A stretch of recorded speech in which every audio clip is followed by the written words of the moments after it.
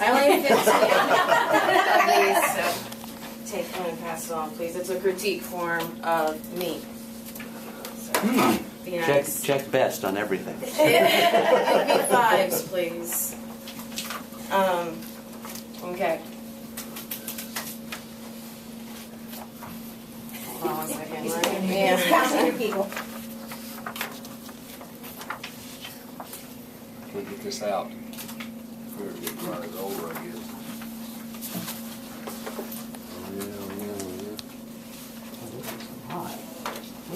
Thank you. I was going to say, anybody in the back that didn't get one, here's extra. Anybody else? I'm good.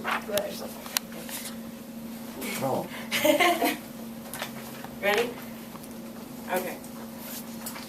While we live in a technology-driven, plasma-screened world, we tend to forget that we are born movers, and not only are we movers, but we are animals. So what becomes ironic is that the human capacity to dream, plan, and create the very society that shields us from our biological imperative to move is rooted in the areas of the brain that govern movement. Therefore, movement is what allows us to think, do, and even just function on a day-to-day basis at our highest and best potential possible as human beings. So, in order to maintain our greatest potential and to keep our brain in tip-top shape, exercise is essential to our daily lives. Today, science has found a numerous amount of evidence that helps support the fact that exercise stimulates the brain, creates endorphins, and helps the brain stay sharper. And not only does exercise do that, but also helps people fighting with stress, depression, and anxiety, along with helping people who struggle with ADHD.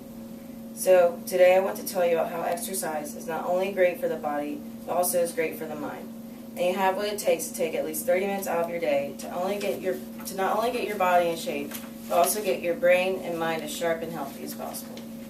So I bet you're wondering, how does exercise help reduce my stress? Exercise burns away the chemicals like cortisol and norepinephrine that cause stress. While burning away those two chemicals, vigorous exercise releases endorphins into the system. Endorphins are morphine-like hormones that are responsible for the feeling of elation or well-being. Other chemicals like dopamine and serotonin are also released in the brain during exercise as well.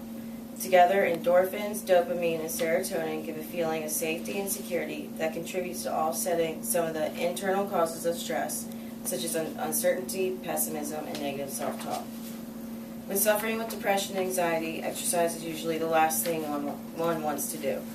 Well, first off, the type of exercise is what is important. In most studies, scientists have found that when anxiety and depression are reduced, it most often occurs when a person is participating in aerobic activities such as running, walking, cycling, and swimming. All these activities are characterized by repetitive and rhythmic use of large muscle groups. There are more than 1,100 investigations inquiring about the effect of exercise on various aspects of mental functions. Larry Leaf, author of Foundation of Exercise and Mental Health, reviewed 56 empirical studies that examined the specific effect of exercise on anxiety. He reported that 73% of those studies found significant reductions in anxiety following exercise. Along with that study, Terrence Stevens, author of Preventive Medicine, did a study of 55,000 adults in the United States and Canada and found that people who exercise have fewer symptoms of anxiety and depression. So why does exercise help reduce anxiety and stress? Again, it all comes down to those endorphins.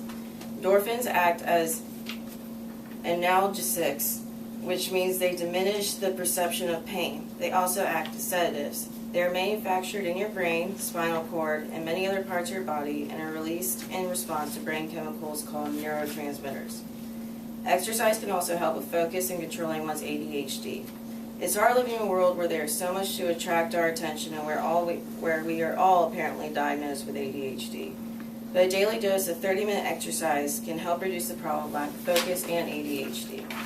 John Rady, author of Spark, the Revolutionary New Science of Exercise in the Brain, says, exercise turns on the attention system, the so-called executive functions, sequencing, working memory, prioritizing, inhibiting, and sustaining attention. And it comes back down to those endorphins, along with the brain's dopamine, norepinephrine, and serotonin levels. These brain chemicals affect focus and attention, which are in short supply in those with ADHD. Dr. Rady goes on to say, when you increase dopamine levels, You increase the attention system's ability to be regular and consistent, which has many good effects, like reducing the craving for new stimuli and increasing alertness. So why should you exercise? Well, the facts are in, exercise is not only good for the body, but as well as good for helping relieve stress, anxiety, and depression, as well as help ones with focusing problems and ADHD. But the facts are not good enough for you, perhaps I am. I believe I can be a true testament and example of why exercise is good for the body. For a long time, I've struggled with certain things. Everyone has seen my highs and lows, and exercise has been the key to my success. And the only thing that's helped me conquer my fears and get me through that day with control is exercise. I used to be like everyone else, thinking I didn't have time to exercise, and I've suffered with being pretty lazy. But now I have enough energy to accomplish my everyday routine with my most amount of focus and not much stress at all getting in the way. So next time you find yourself during your busy daily schedule with 30 minutes to spare, put on a pair of tennis shoes, put your dog on a leash, and get a whiff of that fresh air flowing through your lungs and rejuvenating your body, mind, and soul. Very good.